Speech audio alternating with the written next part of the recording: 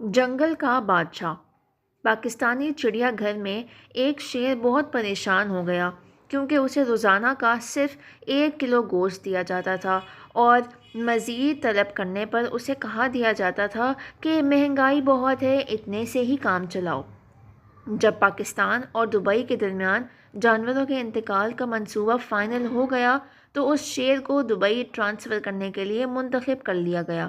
وہ شیر سمجھا کہ میری دعائیں قبول ہو گئی ہیں، اب صاف ستھرا زو، اے سی اور پیٹ بھر کر کھانا ملے گا۔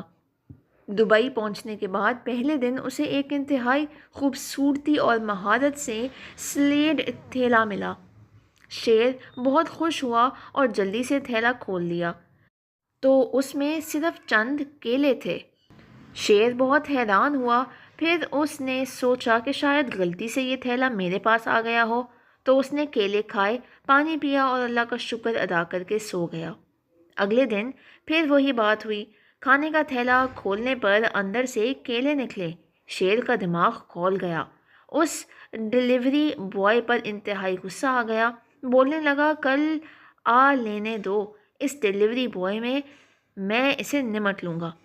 اگلے دن پھر ڈیلیوری بوائے آیا تو شیر اسے روک لیا اور اس کے سامنے پیکٹ کھولا، اندر سے پھر کیلے نکلے۔ شیر نے ڈیلیوری بوائے کو بہت غصے سے کہا، تم ایسے کام کرتے ہو، تمہیں پتہ ہی نہیں کہ شیر کیا کھاتا ہے؟ روز غلط کیوں یہ پیکٹ لے کر جاتے ہو؟ تمہیں پتہ نہیں کہ میں شیر ہوں، جنگل کا بادشاہ ہوں اور جنگل کا بادشاہ گوشت کھاتا ہے۔ ڈیلیوری بوائے نے بہت اطمینان سے اس کی ساری بات سنی اور بہت نرم اور پرسکون لہجے میں بولا، سر میں جانتا ہوں کہ آپ جنگل کے بادشاہ ہیں، لیکن معذرت کے ساتھ آپ کو یہاں بندر کے ویزے پر لایا گیا ہے۔